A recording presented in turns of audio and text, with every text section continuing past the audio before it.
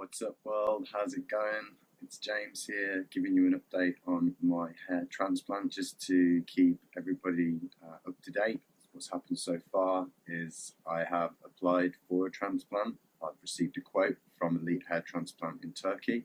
I've booked my flights to get to Istanbul and I have received documentation from them confirming that I need to give them a €400 deposit before I get there for the surgery. I'll have to pay £1,600 in total, and in today's video I wanted to talk about how I'm going to finance this. So I need to think about how I'm going to afford my hair transplant. Hair transplants are anything but cheap.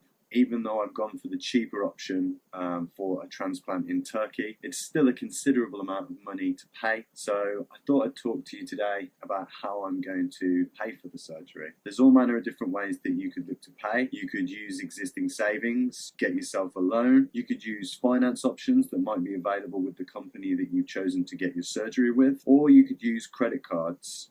I've chosen a credit card. It has arrived today, so I'm going to be using this credit card to pay for my surgery, but I'm going to give you the reasons why I've chose to use a credit card as opposed to any of the alternative options. Before we do start, some important words. This is not financial advice for you. This is really just what I'm doing to give you some tips or some hints about how you could potentially use the options that are available to finance your hair transplant. I'm also not endorsing any card companies, banks, or any other kind of companies that might be tied up with giving you credit. If you use credit cards right, they're a great tool. If you use them wrong, this could spell years of debt for you. So please use them wisely. You'll need a good credit score in order to get the best deals. So this might not be an option for you if you have a bad credit score. I would say always know what you can afford. Always look to pay off at least the minimum amount on these cards each month and stay within your 0% periods by all means. Okay, so without further ado, this is why I feel this is the best method for me to pay for my hair transplant. So all in all, I'll be getting 3 credit cards for this procedure. One of them is an already existing credit card that I have with 0% on purchases right the way through until June 2020. The other credit card I'll be getting is a travel card. That's what's arrived today. And I'll also be getting a balance transfer card. So I'll explain what these are to you now. A 0% purchase card allows you to make large purchases without paying additional interest, but this only applies until your 0% interest period expires. And this means that provided you've got the ability to afford whatever it is that you're buying, you can pay it off in small chunks without being charged any extra money for borrowing that sum. So with this method, I don't have to dip into my savings, and to pay for my transplant, I can make weekly or monthly contributions up until the point that my 0% interest period runs out. But this purchase is a little bit more complicated. Because my procedure's in Turkey, I won't be paying in pounds. I'll be paying in euros. If I was going to use my 0% interest on purchases card that I already have, then I would be charged interest for using that card abroad. Generally, this is around about a 3% transaction fee, and if I was withdrawing that cash from an ATM, there would probably be another fee applied with a minimum 3% charge. So what this means is if I took my 0% purchase card over with me to pay for my procedure, I could probably end up paying more than what's been quoted.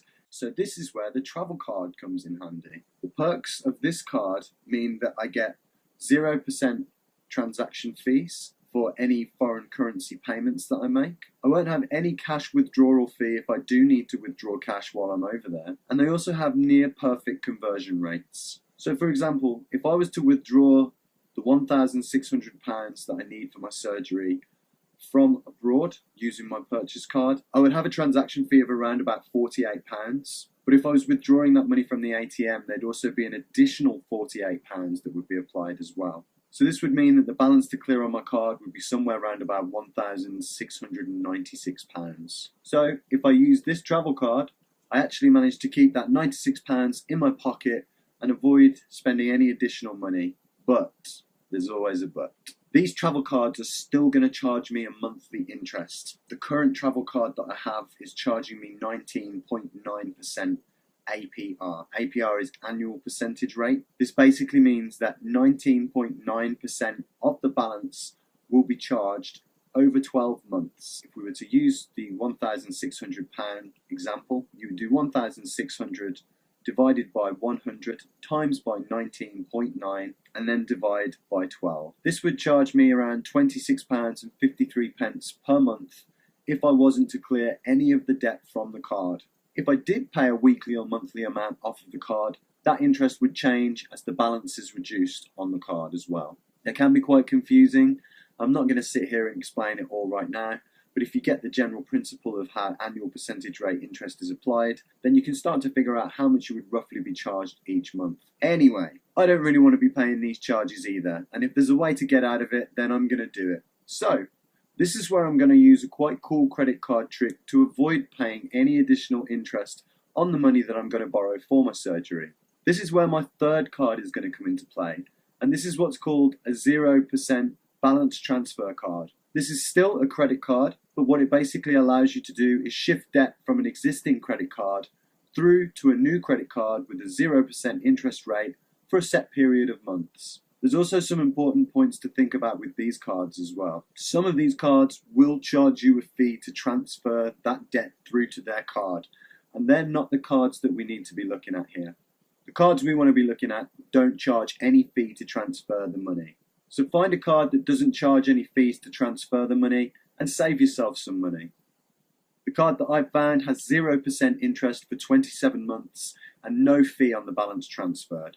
So, to stick with our example of the £1,600, if I wanted to pay this before my interest period ran out and I was looking to maximise the time at 0% interest, I could divide my balance by 27, and that would allow me then to pay in smaller chunks and utilise all of the time that I have available with 0% interest. Over 27 months, £1,600 borrowed would equate to around £59.25 per month.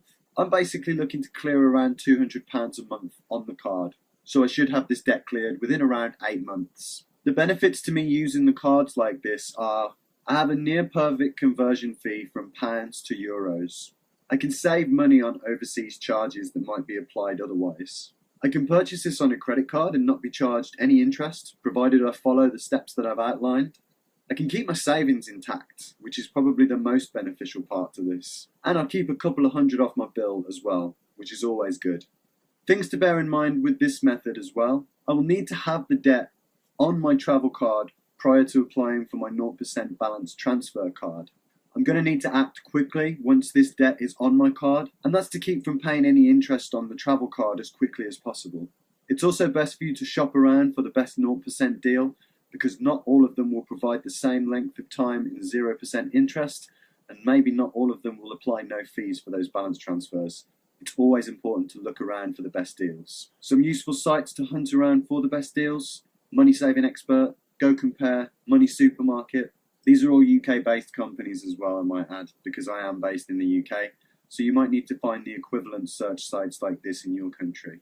So there you go, in a nutshell, that's going to be how I am financing my hair transplant when I do go over to Turkey. I think that this is the best way to finance my surgery and also the most cost effective for me while keeping my savings intact. I hope you found this useful if you're thinking about getting this done, and this gives you another possibility for how you might be able to finance your transplant. Things still to do so far before my surgery on the 1st of April: get my coach tickets, get my visa for Turkey, pay my €400 deposit now that I have my travel card. I'll most likely buy my tickets and my visa on the current 0% purchase card that I've got, and this way I can trickle feed from my savings to pay it off before I go. I also purchased my plane ticket on this credit card as well. Some final words of importance. If you have lots of credit cards with very high spending limits on them, this can reduce your credit score. So look to reduce the spending limits to what you require in order to minimize the impact of this. Manage your credit cards properly and close them when you're finished with them, and they're a great way to show potential lenders that you can repay debt successfully. I would also say that you should always spend responsibly on these cards, and if you don't have the money to be able to repay anyway, maybe you should consider other options, including looking to save over the long course for any kind of big spends or purchases that you're going to make. So thank you for watching, everybody. Stay tuned for the next update, and I will see you soon.